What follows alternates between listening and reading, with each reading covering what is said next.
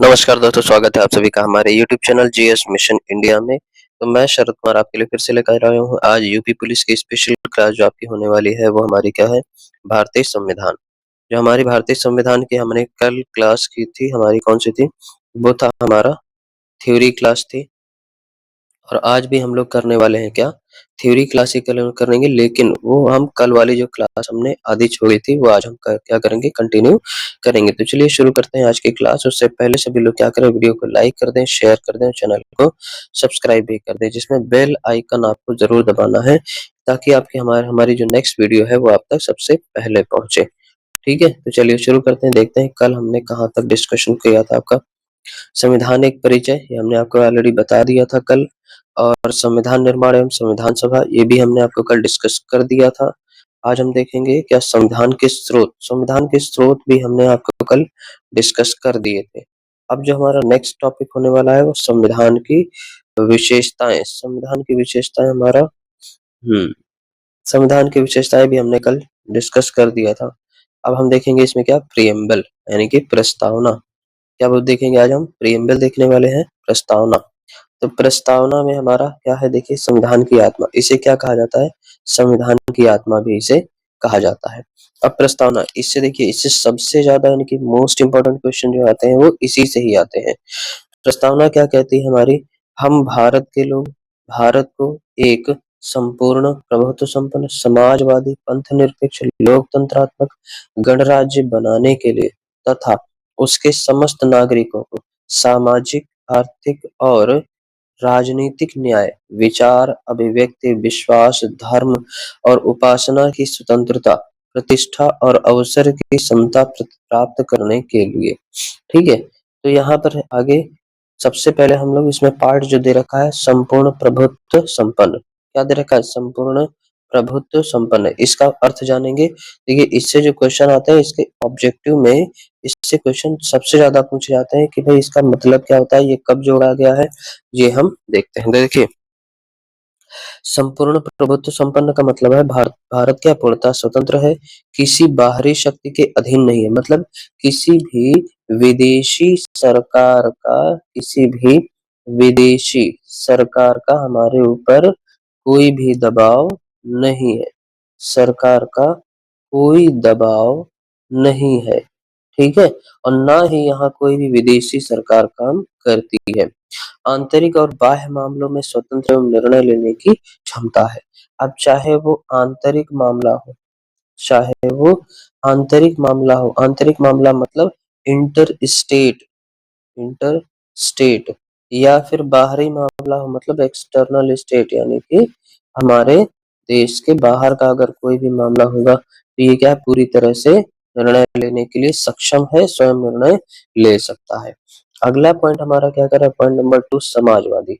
समाजवादी शब्द को 42वें संविधान संशोधन अधिनियम जिसे कहा जाता है 42nd amendment act, constitution amendment act 1976, कब हुआ था ये, 1976 1976 द्वारा जोड़ा गया था। समाज में आर्थिक समानता और शोषण से मुक्ति का लक्ष्य इसमें रखा गया था। यह क्या सुनिश्चित करता है, समाज में आर्थिक समानता और शोषण से मुक्ति के लक्ष्य को यह सुनिश्चित करता है।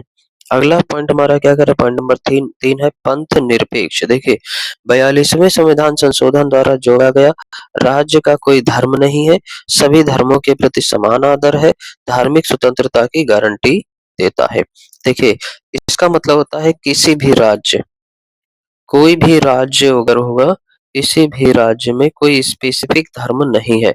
कोई भी राज्य ये नहीं कह सकता है कि हम इस धर्म को मानते हैं, हम इस धर्म को मानते हैं, हम जो है यहाँ पर केवल इस धर्म के लोग रह सकते हैं, नहीं। जो चाहे जिस धर्म को वहां पर मान सकता है।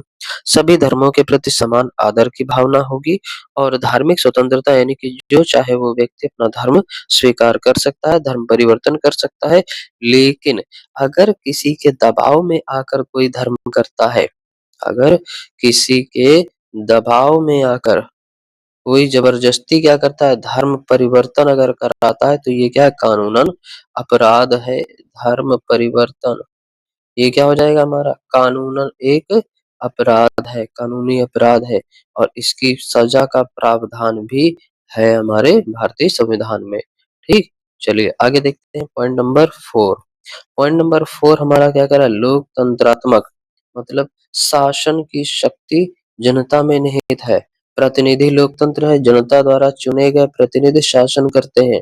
यानी कि जो जनता है, जनता क्या करती है, वोट देती है। अब वोट के जरिए जो भी नेता, मान लीजिए चंगू लाल है, ठीक, इनको जिता दिया तो ये क्या करेंगे, यही तो राज करेंगे। लेकिन अगर जनता चाहेगी तो इनको की जो है सरकार से उतार भी देगी। 5 साल तक का जो हमारा सरकार का जो टेन्योर होता है, उसके बाद क्या करें, इनको वोट नहीं देंगे, इधर लो पकड़ो बाबा जी का ठुल्लू, ठीक, तो ये क्या हो जाएगा, खत्म। मतलब इनकी सरकार गई। अगर अच्छा काम नहीं किया तो, काम किया तो इनको दोबारा वोट दे के जिता देगी। ठीक है, चलिए आगे देखते हैं। आगे क्या कह रहा है, प्रतिनिधि लोकतंत्रात्मक जनता द्वारा चुने गए प्रतिनिधि शासन करते हैं, कि जनता जिन्हें चुनती है वही लोग सरकार बनाते हैं और वही लोग क्या करते हैं, शासन करते हैं, नियम कायदे कानून वही सब बनाते हैं। अगला देखिए 5वां पॉइंट हमारा गणराज्य है। राज्य का मुखिया राष्ट्रपति निर्वाचित होता है, वंशानुगत नहीं है। वंशानुगत का मतलब होता है, अब राजा का बेटा राजा नहीं बनेगा। ठीक है, वंशानुगत मतलब राजा का बेटा राजा नहीं बनेगा। ठीक है, राजा वही बनेगा जो काबिल होगा। ठीक, राजा वही बनेगा जो काबिल होगा। निश्चित कार्यकाल के लिए चुना जाता है। निश्चित कार्यकाल मतलब एक टाइम लिमिट होती है। क्या होती है, टाइम लिमिट होती है। टाइम लिमिट जैसे मंत्रियों का कार्यकाल कितना होता है, 5 वर्ष का होता है। तो 5 वर्ष के बाद क्या होते हैं, फिर से चुनाव होते हैं। अगर उस व्यक्ति ने अच्छा काम किया होता तो जनता क्या करेगी, फिर से इसे जिताएगी, वोट देकर इसे फिर से उसकी सरकार बनाएगी। अगर अच्छा काम नहीं किया तब क्या होगा, अच्छा काम नहीं किया तो जनता क्या करेगी, उसे वोट नहीं देगी। अब जब उसे वोट नहीं देगी तो उसकी सरकार नहीं बनेगी। ठीक है, चलिए आगे देखते हैं।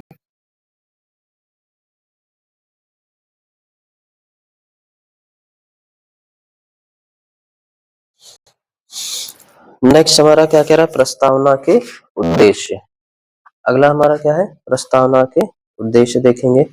तो प्रस्तावना के उद्देश्य में हम देखिए क्या कह रहा है, न्याय, सामाजिक, आर्थिक और राजनीतिक सभी के लिए क्या है, बराबर है। स्वतंत्रता, विचार, अभिव्यक्ति, विश्वास, धर्म और उपासना। देखो सबसे पहले न्याय मिलना चाहिए, चाहे सामाजिक तौर पर हो, चाहे आर्थिक तौर पर हो, चाहे राजनीतिक तौर पर हो। अच्छा, आर्थिक तौर पर न्याय का मतलब क्या होता है, समझिए। आर्थिक तौर पर न्याय का मतलब होता है समान काम के लिए समान वेतन। समान काम के लिए समान वेतन। ठीक, अब देखिए आर्थिक का मतलब क्या होता है, जो हमारा पैसों से जुड़ा मामला होता है। इससे पैसों से जो जुड़ा मामला होता है। तो अब पैसों से जुड़ा मामला यानी कि सरकार अगर किसी भी, चाहे मान लीजिए ये चंगूलाल है, ठीक, और ये उनकी वाइफ है। अब दोनों क्या कर रहे हैं, दोनों गवर्नमेंट जॉब में है। तो गवर्नमेंट क्या करेगी, क्या इनको ज्यादा वेतन देगी, इनको कम वेतन देगी, ऐसा कर सकती है क्या, नहीं कर सकती है।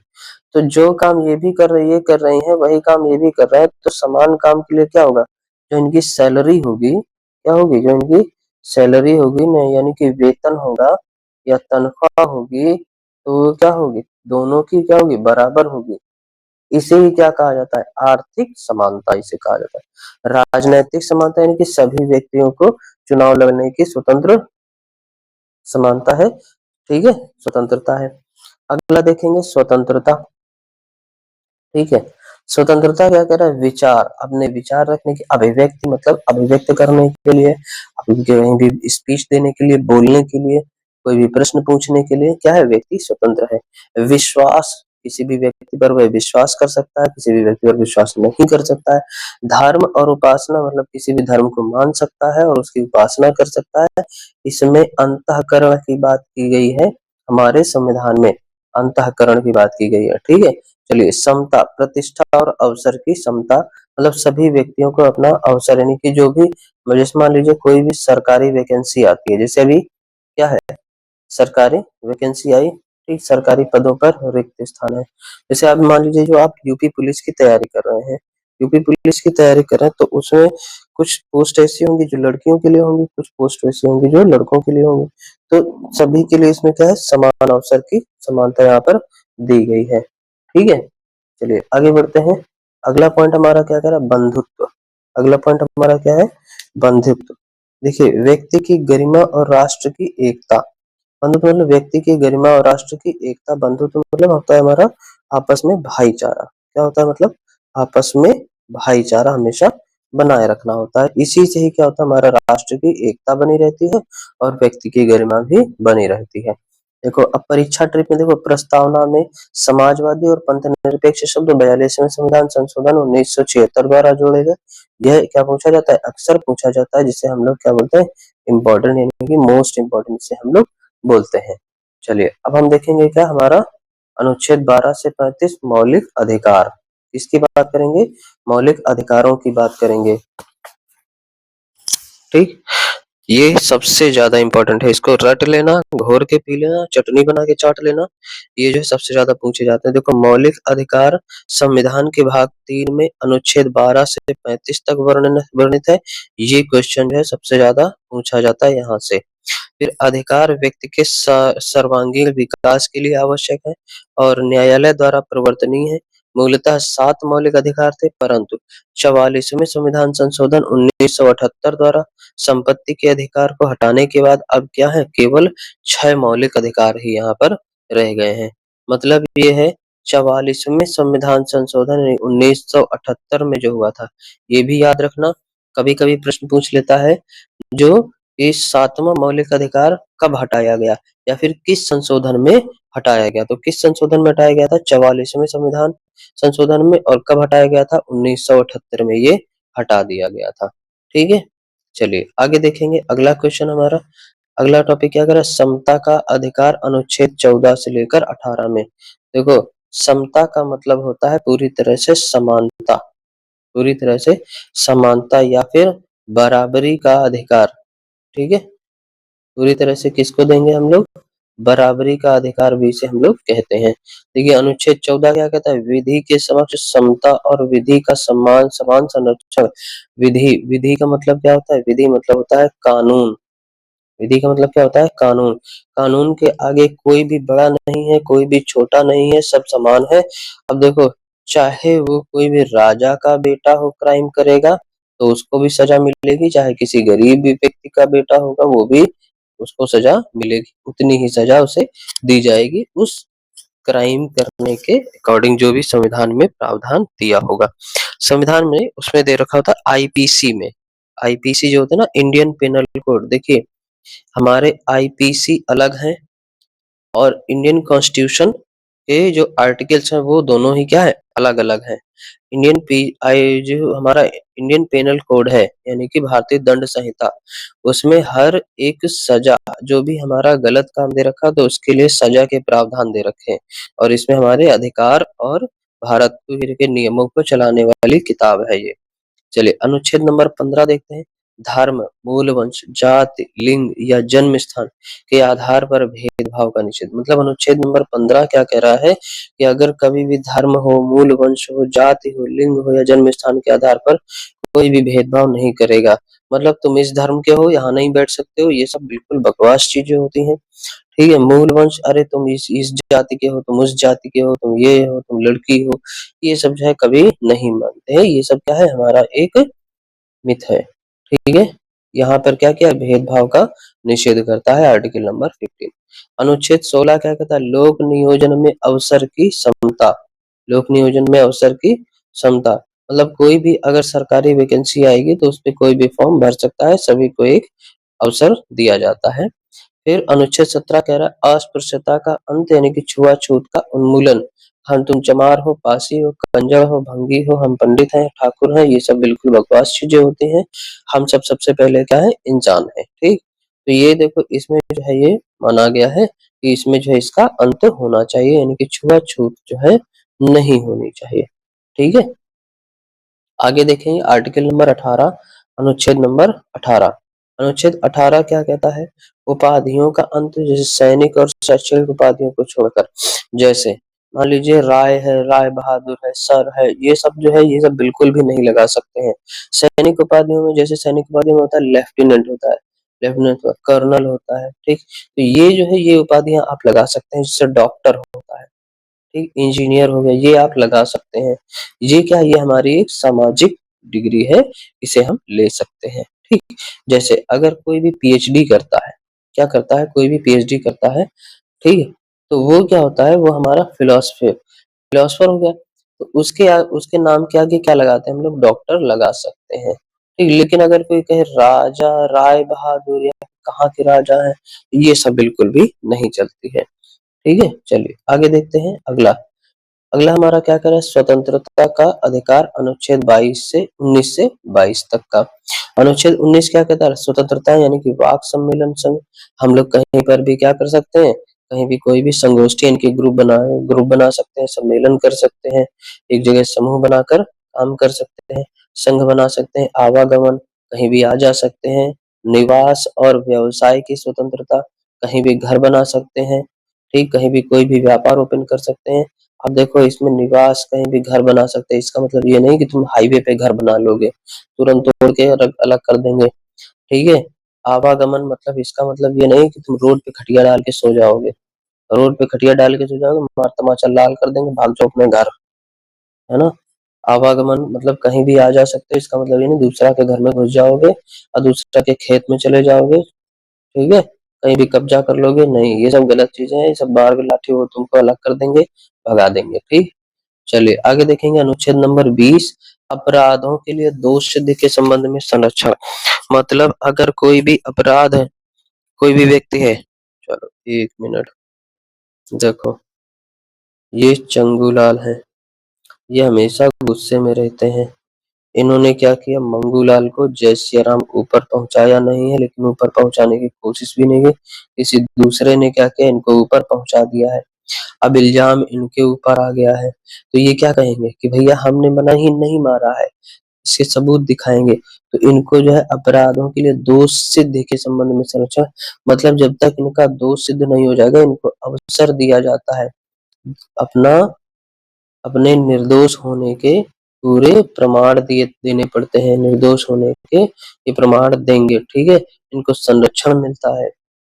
दूसरा, अगर मान लीजिए ये दोषी है भी, तो इनको क्या है, इनको पूरा अधिकार है कि ये वकील से डिस्कस करें, वकील से अपना वकील कर सकते हैं और अपने लिए न्याय की मांग कर सकते हैं। अनुच्छेद 21 क्या कह रहा है, प्राण और दैहिक स्वतंत्रता का संरक्षण सर्वाधिक महत्वपूर्ण होता है ये। देखो प्राण, अगर तुम चाहो कि हम क्या कर ले, आत्महत्या कर ले, अगर तुम चाहो, तुम सोचो कि तुम आत्महत्या कर लो, नहीं कर सकते, क्यों, क्योंकि पुलिस आएगी बचाने के लिए, अरे तुम हमारे राष्ट्र के लिए अमूल्य निधि हो, तुम बहुत जरूरी हो हमारे, तुम अपनी जान नहीं ले सकते हो, अपनी जान जो है हमारे राष्ट्र के लिए समर्पित करो। इसलिए क्या है, प्राण और दैहिक स्वतंत्रता आप जो है ये कर सकते हैं। फिर आर्टिकल नंबर 21 का एक देखिए क्या कह रहा है, 6 से 14 वर्ष के लिए बच्चों को निःशुल्क और अनिवार्य शिक्षा, ये कब जोड़ा गया, 86 यानी कि 86वां संविधान संशोधन अधिनियम 2002 के जरिए। इसमें क्या कहा गया कि जो 6 से 14 साल के जितने भी बच्चे होते हैं, उनको विद्यालय में पूरी निःशुल्क सुविधा होनी चाहिए पढ़ाई की, उनको क्या होनी चाहिए, पूरी पढ़ाई फ्री होनी चाहिए। अगला देखिए अनुच्छेद 22 क्या कहता है हमारा, गिरफ्तारी और निरोध से संरक्षण। कोई भी गिरफ्तारी के बाद जो है एंटीसिपेटरी बेल जो है ना, वो कर सकता है, वकील से बात करके अपने आप को निर्दोष साबित कर सकता है। अनुच्छेद नंबर अब देखेंगे, शोषण के विरुद्ध अधिकार, तीसरा पार्ट क्या कर रहा है, शोषण के विरुद्ध अधिकार, अनुच्छेद 23 से 24। अनुच्छेद 23 मानव के दुर्व्यापार और बलात्श्रम का निर्देश, मतलब अगर कोई भी चाहे तो वो किसी भी मानव को बेच नहीं सकता है। अगर आदमी बिकने लगेंगे तब तो फिर हो गया। ऐसा नहीं कि आदमी नहीं बिकते हैं, आदमी भी बिकते हैं, लेकिन वो क्या होते हैं, किसी नौकरी पेशा व्यवसाय में। भैया जब हम किसी व्यक्ति को टाइम देंगे तभी तो हमको पैसा देगा, है ना, नौकरी करेंगे। तो इसमें ये कह रहा है कि हमने आदमी को देह व्यापार, ये अलग होता है, ठीक। इसके बाद में बलात्श्रम यानी कि जबरदस्ती किसी से काम कराना नहीं करवा सकते हैं, इसका भी निषेध किया गया है, ये एक कानूनी अपराध है। अगला है अनुच्छेद 24, 14 वर्ष से कम आयु के बच्चों को कारखानों आदि में काम पर रखने का निषेध। अगर कोई भी फैक्ट्री मालिक अपने अपने कारखाने में 14 वर्ष से कम आयु के लोगों को रखता है तो उसके खिलाफ कानूनी कार्रवाई की जाएगी, मतलब वो नहीं रख सकता है। 14 छोड़ो, 18 साल से नीचे भी नहीं रख सकते, क्योंकि वो किस में आ जाता है हमारा, बलात् श्रम में, बाल में, ठीक है। ये क्या हो जाएगा हमारा, कानूनन अपराध हो जाएगा, समझ गए। चलिए आगे देखिए। अगला हमारा क्या, धर्म की स्वतंत्रता का अधिकार, अनुच्छेद 25 से 28। अनुच्छेद 25 क्या कहता है, अंतःकरण की और धर्म के अबाध रूप से मानने, आचरण और प्रचार करने की स्वतंत्रता है। देखो 25 नंबर क्या कह रहा है, अंतःकरण मतलब आप अपने मन से किसी भी धर्म को मान सकते हैं। जैसे हम सनातनी हैं, हम सनातन धर्म को मानते हैं, ठीक। माथे पे टीका लगाते हैं, लेकिन कभी भी ढोल नहीं पीटते घूमते हैं कि नहीं हम हिंदू हैं, हम ये हैं, हम वो हैं, ठीक। जबकि अदर लोग क्या है, हम ये हैं, हम वो हैं, हम ढोल पीटते फूटते हैं, तो ये नहीं, क्योंकि इसमें अंतःकरण की बात की गई। अंतःकरण मतलब आप अपने मन में ही, कभी हमको कोई भी गाना पसंद आ सकता है, हम उसको हम सुनते हैं, चाहे वो मुस्लिम हो, चाहे क्रिश्चियन हो, चाहे अंग्रेजी हो, चाहे फारसी हो, कोई भी गाना हम सुन सकते हैं, यानी कि घर में हम कोई भी धर्म मान सकते हैं। अगला देखिए, अबाध रूप से मानने, कोई भी अबाध, अबाध मतलब कोई भी बाधा नहीं है मानने में, कोई भी बाधा नहीं है मानने में, कोई रोक टोक नहीं कर सकता कि अरे तुम इसको कैसे मान सकते हो, तुम इसको कैसे मान सकते हो, नहीं मानना, नहीं, बिल्कुल नहीं कर सकता है वो। आचरण और प्रचार करने की स्वतंत्रता, हम किसी भी धर्म के आचरण को स्वीकार कर सकते हैं। जैसे जैन धर्म में कहा गया है जीव हत्या पाप है, ठीक है। तो ये हम मानते हैं कि भाई जीव हत्या पाप है। सनातन धर्म में भी क्या करें, जीव हत्या पाप है, किसी भी जीव को नहीं मारना चाहिए। तो उसके आचरणों को हम ले सकते हैं, असत्य नहीं बोल सकते, ठीक है। हमें ब्रह्मचर्य रहना चाहिए। तो ये सब भी, ये क्या होता है, ये अच्छे आचरण होते हैं, इनको हम ग्रहण कर सकते हैं। और प्रचार करने की स्वतंत्रता, हाँ हम सनातनी हैं, हम अपना धर्म का प्रचार कर सकते हैं। जैन धर्म अपना प्रचार कर सकता है, बौद्ध धर्म अपना प्रचार प्रसार कर सकता है, कोई भी। लेकिन किसी भी जबरदस्ती, यानी कि किसी की मुंडी पे चाकू रख के नहीं बोल देना कि हाँ तुम ये धर्म मानो, वहीं पे क्या हो जाएगा, गलत हो जाएगा। अब देखेंगे अनुच्छेद नंबर 26। अनुच्छेद नंबर 26 जो है वो हमारा क्या कह रहा है, धार्मिक कार्यों के प्रबंध की स्वतंत्रता। जैसे सनातन धर्म में बहुत सारे लोग देखे, हर जगह जगह जगह जगह पर क्या होती है, भागवत होती है, कथाएं होती हैं, हवन होते हैं, यज्ञ होते हैं, ये सारे होते हैं। तो ये जो धार्मिक कार्य है ये अवध, यानी कि आप प्रबंध कर सकते हैं, इसकी स्वतंत्रता है। हम अपने घर में सुंदरकांड करा सकते हैं, खुद कर सकते हैं, ठीक। तो ये सारी सुविधाएं हम कर सकते हैं, इसकी हमें स्वतंत्रता है। हम 30 लोगों को बुलाकर रामायण भागवत कुछ भी कर सकते हैं, लोग वहां पर इकट्ठा हो सकते हैं, इसमें कोई भी समस्या नहीं है। अगर हमें इसमें संरक्षण की आवश्यकता पड़ती है तो हम प्रशासन से कह सकते हैं कि हमारे यहाँ इतने लोग आने वाले हैं, इसमें हमें संरक्षण चाहिए, तो हो सकता है कि वो हमें संरक्षण प्रदान करें, क्योंकि वह हमारा क्या है, धार्मिक प्रबंध है। अनुच्छेद 27 हमारा क्या कह रहा है, जो अनुच्छेद 27 हमारा, किसी विशेष धर्म की अभिवृद्धि के लिए करों के संदाय के बारे में स्वतंत्रता, ठीक है। मतलब कोई भी जो है धर्म होगा, किसी भी कर को नहीं देगा, किसी भी धर्म के लिए कोई भी कर निर्धारित नहीं है। अनुच्छेद नंबर 28 क्या कह रहा है, राजकीय शैक्षिक संस्थानों में धार्मिक शिक्षा निर्देश। अगर कोई भी विद्यालय है, कोई भी विद्यालय है, स्कूल है, ठीक है, कोई भी विद्यालय है, स्कूल है, या फिर कोई भी यूनिवर्सिटी है, उसमें किसी विशेष धर्म की शिक्षा पर क्या है, किसी विशेष धर्म की शिक्षा का प्रबंध नहीं, गलत है, किसी विशेष धर्म की शिक्षा नहीं दी जाएगी, ठीक। जैसे मान लीजिए हम सनातनी हैं, कोई भी व्यक्ति, जैसे मान लीजिए एक स्कूल टीचर है, अगर उस स्कूल में बहुत सारे हिंदू पढ़ रहे हैं, मुस्लिम पढ़ रहे हैं, जैन लोग पढ़ रहे हैं, ठीक, बौद्ध भी के लोग पढ़ रहे हैं, तो वो ये नहीं कह सकता है कि तुम्हें हिंदू धर्म मानना है, सनातन धर्म मानना है, ये सर्वश्रेष्ठ होता है। हाँ सर्वश्रेष्ठ तो होता है, ये कह सकते हैं, लेकिन तुम्हारा धर्म नीचा है, ये नहीं कह सकते हैं, ठीक। तुम्हारा धर्म कुछ नहीं है, ये नहीं कह सकते। तुम हमारे धर्म को मानो, जबरदस्ती नहीं कह सकते हम, ठीक है। तो ये क्या है, धार्मिक स्वतंत्रता।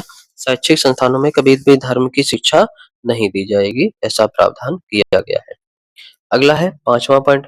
पांचवा पॉइंट हमारा क्या कर रहा है, संस्कृति और शिक्षा संबंधी अधिकार, अनुच्छेद 19, 29 और 30। ये क्या कर रहा है, अनुच्छेद 29 क्या कर रहा है, अल्पसंख्यकों के हितों का संरक्षण। अच्छा, अल्पसंख्यक क्या होते हैं, अल्पसंख्यक, अल्पसंख्यक जैसे अल्प मतलब क्या होता है? कम। अल्प मतलब कम संख्या में जहाँ पर लोग रहते हैं। जैसे मान लीजिए उत्तर प्रदेश की बात अगर हम करें तो यूपी में सबसे ज्यादा क्या सनातन धर्म का बोलचाल है, बोलबाला है। अब अगर हम ईस्टर्न स्टेट्स की बात करें, नागालैंड है, अगर त्रिपुरा है, अगरतला है, ठीक, मणिपुर है, यहाँ पर क्या है? यहाँ पर हिंदू माइनॉरिटी है। हिंदू क्या है? हिंदू यहाँ पर अल्पसंख्यक है। वहां पर सारे के लोग कितने हैं? वहां पर मोस्टली लोग क्रिश्चियन है। तो अब हिंदू लोग वहां पे अगर अल्पसंख्यक हैं तो वो क्या कर सकते हैं?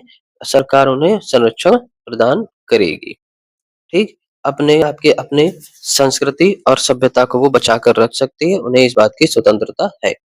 अनुच्छेद नंबर 30 क्या कह रहा है? अल्पसंख्यकों को शिक्षा संस्थाओं की स्थापना और प्रशासन का अधिकार।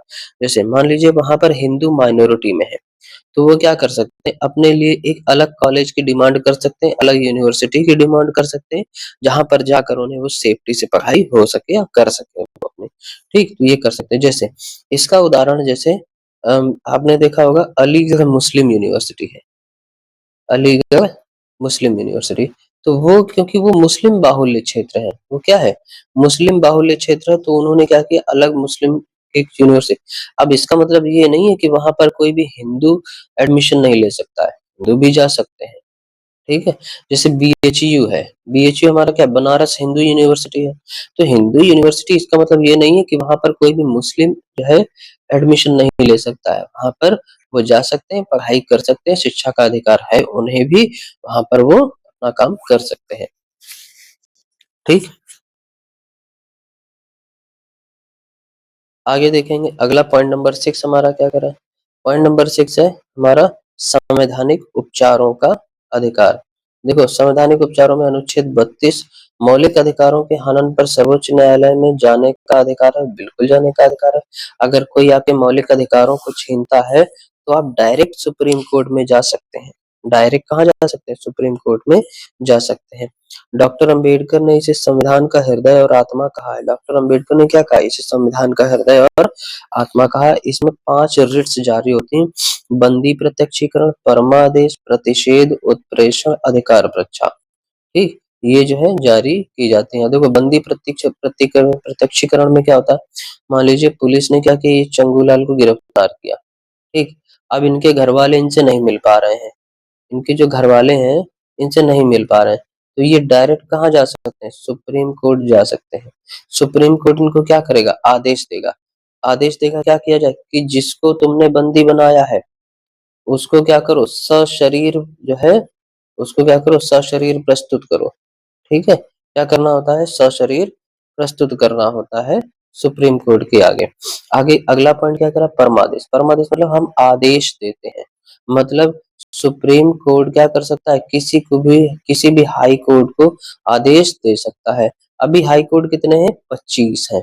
भारत में कितने हाई कोर्ट हैं? 25 है। अभी नया कौन सा बना है हमारा? हैदराबाद वाला। नया कौन सा बना है हमारा? हैदराबाद वाला, ठीक है। प्रतिषेध, उत्प्रेषण, अधिकार रक्षा इसी के अकॉर्डिंग काम करते हैं, ठीक। चलिए तो ये था हमारा आज का टॉपिक। आज अब देखिए परीक्षा के लिए जरूरी अनुच्छेद देखो इसमें दे रखे हैं क्या है? अनुच्छेद 21 प्राण और दैहिक स्वतंत्रता, अनुच्छेद 32 संवैधानिक उपचारों का अधिकार सबसे महत्वपूर्ण है। 5 रिटों के नाम जरूर याद रखें, ये सबसे ज्यादा मोस्ट इंपॉर्टेंट जो है पूछा जाता है, ठीक। चलिए तो ये थी हमारी आज की क्लास। कल की क्लास जो हमारी कंटिन्यू हो गया, हम क्या पढ़ेंगे? मौलिक कर्तव्यों के बारे में हम जानेंगे। तब तक के लिए see you on the next one. Thank you class, bye bye, take care. लेकिन जाने से पहले सभी लोग वीडियो को लाइक करेंगे, चैनल को शेयर करेंगे और सब्सक्राइब करेंगे दूसरों से, और फिर बेल आइकन जरूर दबाएंगे। बेल आइकन दबाएंगे तो आपको हमारी नेक्स्ट वीडियो सबसे पहले आप तक पहुंचेगी, ठीक है। चलिए see you on the next one. Thank you class, bye bye, take care.